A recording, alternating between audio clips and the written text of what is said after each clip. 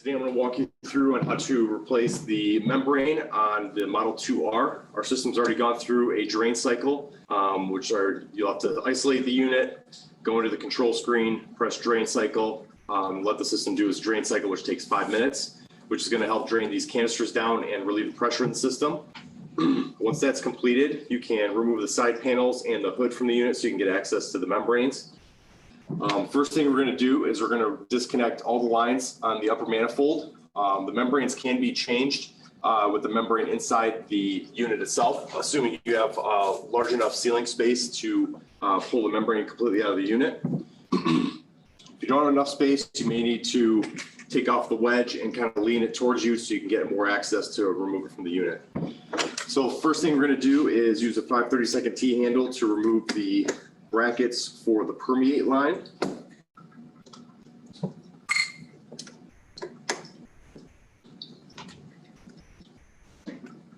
Slide the bracket off, and then you can remove the hose. There is going to be some residual water in here, so it's a good idea to have your shop vac next to you and slowly pull this hose out. There's going to be some water that's going to spill out of this line. If it's too high of a flow, you can actually push the hose back in to stop the flow. But once that's fully drained, you can pull it out and fully remove it. We're going to remove the clip for the permeate flush line and pull the hose out. Lead the feed line towards the center of the unit, which is again 2 5/32 Allen bolts. And then remove the bracket, set it aside, and then remove the hose. Next thing we're going to do is remove the top bolts for the support bracket on top of the unit, which is a 3/16 Allen. This is securing the upper manifold to the top cap. If you leave these disconnected, it's going to be extremely hard to remove the manifold from the unit. So you leave these disconnected, and you'll be using a special tool to remove the top cap in a moment. So once those are removed, remove the bracket, set it aside. Now that you have the top removed, you can remove the pins. Depending on how long the unit's been in service, you may need to rotate clockwise and counterclockwise and pull at the same time, but they should come out pretty easily.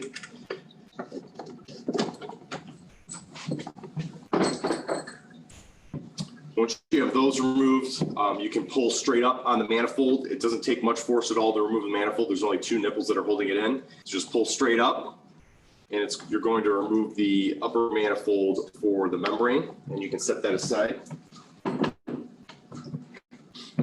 Next step is we need our top cap removal tool for the RO membranes, which looks like this here. What we're going to be doing is threading on these 2 bolts. There's 2 threaded holes on the top cap here and here that the bracket screws into, and this basically cranks up the top cap and removes it from the RO assembly. Makes it easier to remove it when you're removing it from the unit. Again, depending on how long this unit's been in service, it may take a little bit of force to pull it out, but it should come out fairly easily. So I'm just going to lower the bracket here. And you can just thread these on by hand. You do not need to use a wrench to tighten these down. You just want to make sure they're evenly tightened down so you're pulling it up evenly out of the unit itself.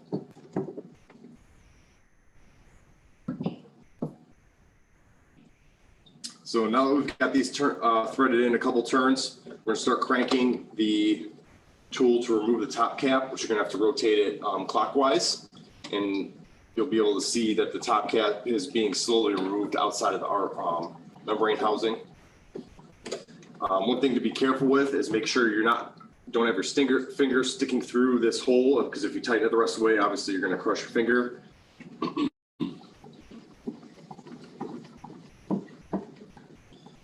So once you have it bottomed out, you can use this as a handle to remove the top cap the rest of the way.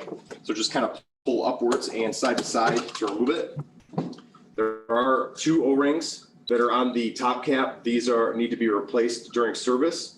So you can use your flat blade screwdriver, remove these carefully, install the new ones, re-lubricate them with the Moly Coat Dow 111. And then once you have those replaced, you can set the top cap aside until after we're done removing the membranes.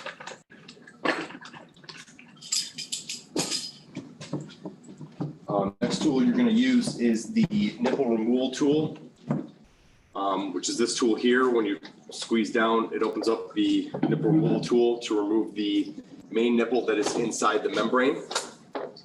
One thing to note, this is a directional nipple that goes in the membrane. You need to make sure the largest gap, the space between O-rings, gets inserted into the membranes. The top 4 O-rings seal against the top cap and then the top manifold. If you get it in backwards, you're going to have a leak coming out of the pins when you first start up the unit.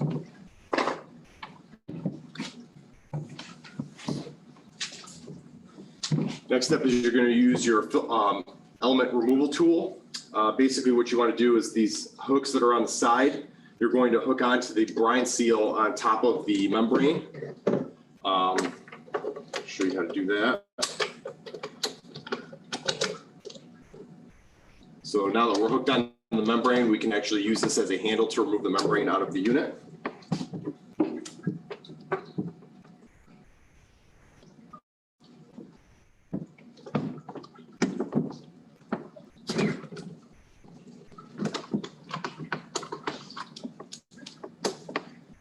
You can remove the element slowly from the housing and set it aside. One thing to note is, depending on how long the unit's been in service, there is the same nipple that we removed from the top that actually seats in the bottom. Typically that stays in the base of the unit. If it's in the base, it's no problem. You can just leave it as is. If it does come out with this, then you're going to want to transfer the new nipple to the new element that you're going to be installing. So you're going to unpack your new element. Before inserting your new element, you want to make sure your brine seal gasket is always facing upwards. So we're going to slowly feed the element into the housing. You can use your filter handling tool to guide it in, or membrane handling tool, sorry.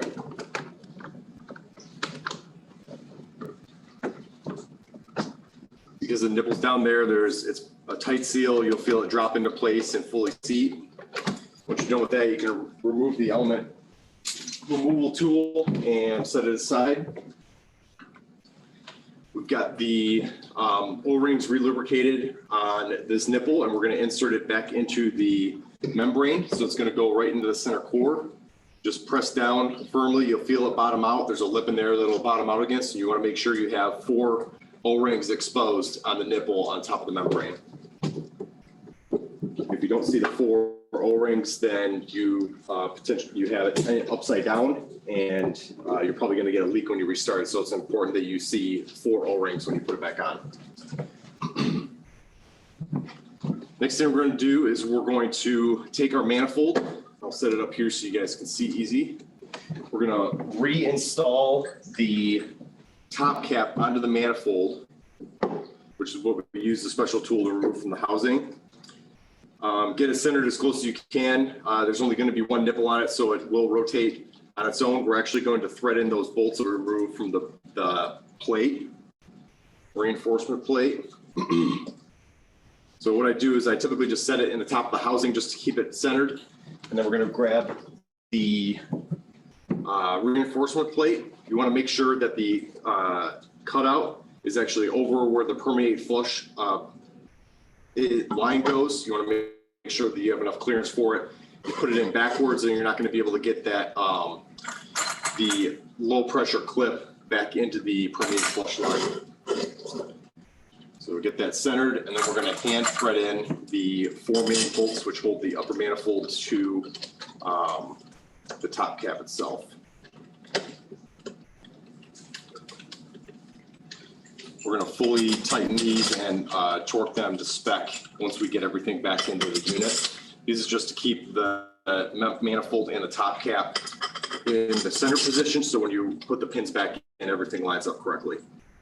So once you get everything hand tightened down, next step is you're just going to press down firmly on the manifold to get the O-ring sealed and get it seated on the element. So once that drops down, you're going to want to look through the pin holes here to make sure everything's lined up and make sure there's no protrusions.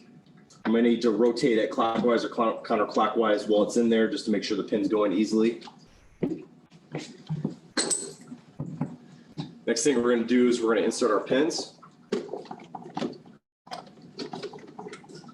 You want to make sure you seat the pins fully. There's going to be a small ball bearing at the end of the pin. You want to make sure that's completely protruding from the other side of the element. If it's not, you might get a small leak once the system's fully pressurized because you don't have the pin in fully. So once you make sure those are both in, we can actually torque the top bolts down. So you're going to need your torque wrench here, and you're going to want to set it to 50 inch-pounds. Once it's set to 50, we're going to just torque these in a star pattern.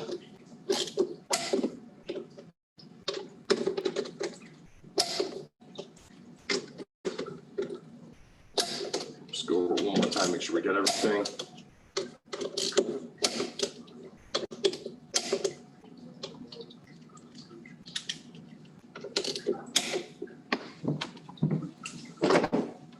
Next step is we're going to reinstall our hoses. So we're going to install the permeate line, the feed line, which is towards the center of the machine, and then the permeate flush line, which is pointing towards the back of the unit. It's a good key to inspect any of these O-rings and replace them if needed during service when you're working on anything. If you do need to replace O-rings, these are going to be spares that are in your installation kit, so you should have extras of those in your toolkit. These also can be ordered from HANS or Colligan International directly. If you do replace them, make sure you re-lubricate them. Even if you're not replacing them, you're going to want to use some of the Dow 111 to re-lubricate the O-ring just to make it easier to slide into the housing, but also make sure you have a good seal. We're going to use the clip and secure the permeate flush line, and then install the brackets for the feed line into the membranes.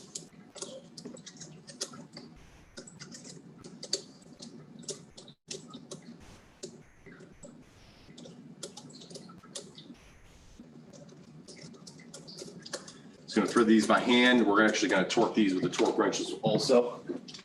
So these are going to be torqued to 20 inch-pounds. And this is the 5/32, so you have to change the head for the torque wrench. Set at 20 inch-pounds. We're going to torque this one here.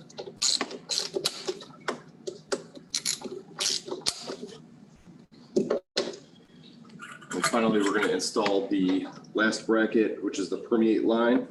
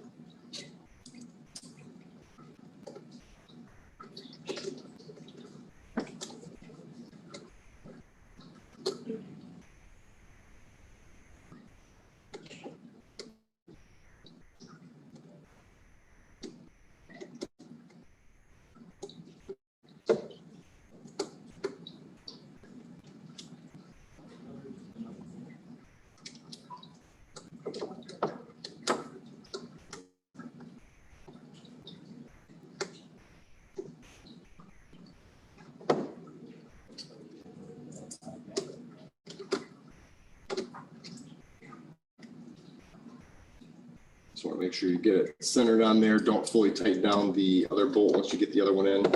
It's going to be hard to center it. Once you get it hand tight, then we're going to hit it with the torque wrench. The same torque as the feed line is 20 inch-pounds. So once you have everything tightened down, just run through any of the lines you may have removed. Make sure you reconnected everything. We retorqued the 4 main bolts on the support bracket on top of the element, as well as making sure our clip's in. Everything's reinstalled so we can start putting our panels back on, or you can put the unit through startup cycle with the panels off. Just make sure you don't have any leaks anywhere, which is in another video on how to follow the startup cycle. So once you've completed that, you can place the unit back in service, turn off the bypass, and start cleaning up your work site and leave.